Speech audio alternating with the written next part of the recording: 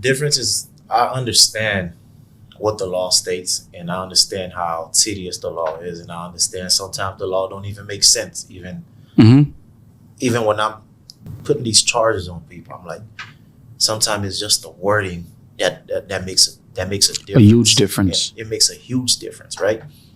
It makes a huge difference between simple assault just because of the word and terroristic threat. Yes. Right? I could say something like, yo, I'm not going to curse, but I could say like, yo, I'm going to beat you up. That's simple assault.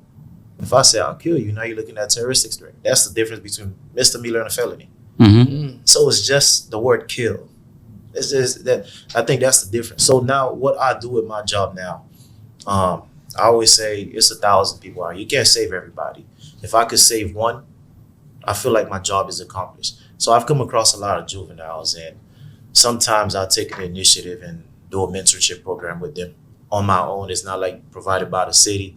So let's say I've come across a 7, 8-year-old, sometimes 12, 13. I'll go back and check up on them, see how they are doing on a daily life, especially a lot of them don't have father figure in their life.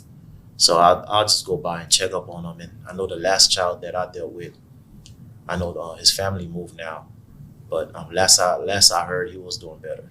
That's good. So, can't save them all, but you can only do the one that you get connected with. Even now, I play a lot of PlayStation, so they reach out to me on PlayStation, and we'll be playing 2K or whatever game that they want to play. Like, they'll challenge me. Hey, let's run it. Let's play Madden. Mm-hmm. And keep up that way. Keep it up that way. You decided to become a fraud detective. Correct. Why? It's for longevity. For the longest, I wanted to go to homicide. I wanted to do special victims unit. The department I work for it's a lot of variety positions that you can go for. You can go for, like I said, homicide, all of them, special victims unit. You have narcotics, you have gangs. Like, there's several different ones. But when I look at my career path, I think about the end game. It's not about the now. Yes, I can solve murder, but what about when retirement comes? I can't do everything law enforcement. So why not get something that's gonna stick with me? So I thought about fraud. I started taking classes on fraud investigations, and reason being, you're looking at the biggest crime that's now in society. Correct.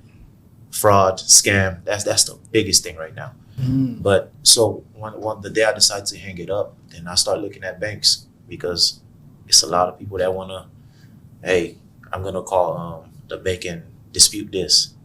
It's a lot of scams going on. Of course, right now. Of course. So that's where it's going to. Now the biggest game is cryptocurrency. Of course. And I hate to say this, but it's a lot of people that they're targeting, like 61 to 81-year-olds. The elderly populations. Yeah, yes. They're getting all their life savings. And when you're dealing with cryptocurrency, you start tracing that money. And a lot of times it ends in Hong Kong, like overseas, and you don't have law enforcement laws. So you don't have jurisdiction over there. Jurisdiction over that. Ralph, what do you guys use? You guys use UCRs or you guys use NIBRs over there? We use NIBRs. All right. So the reason why I'm asking, because a lot of people, so there was a transition period, right, where a lot of people were doing the violent crimes, the robberies. You have the robberies. You have the strong arms. You have the aggravated assaults, and you have the homicides, right? Correct. But a lot of people started moving away from that, because they were looking at risk versus reward, right? So that's why you have a lot of people turning into fraud, right? What do you think, in your perspective, is the long-term game for scammers? The scammers that's actually going out there, they're scamming.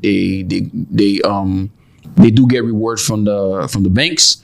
So what do you think is a long-term game for them? It's just quick money. I don't think anything long-term, unless they have a goal. I'm gonna do this and then get out and go legit. But sometimes it's the greed, they get greedy, and it's easy money, so they're gonna continue to do things over and over and over. So to me, once we catch up with one thing, they're already 10 steps ahead. Mm-hmm. So I remember a time growing up, it was TurboTax. Right. TurboTax don't even do that anymore. Now it's this, now it's that, it's green dot card. Now it's pretending to be, hey, you have a warrant. The only way for you not to go to jail, I need you to go withdraw $10,000 from your bank. Don't tell nobody. take it to a Bitcoin kiosk, deposit it there. Mm-hmm. And the moment you hit send on that It's a Bitcoin wrap. kiosk, that money done split 10 ways in 3 minutes. Yes. So now I'm tracking the thing going this way, I'm tracking going that way, and all of a sudden everything leads me to the dark web.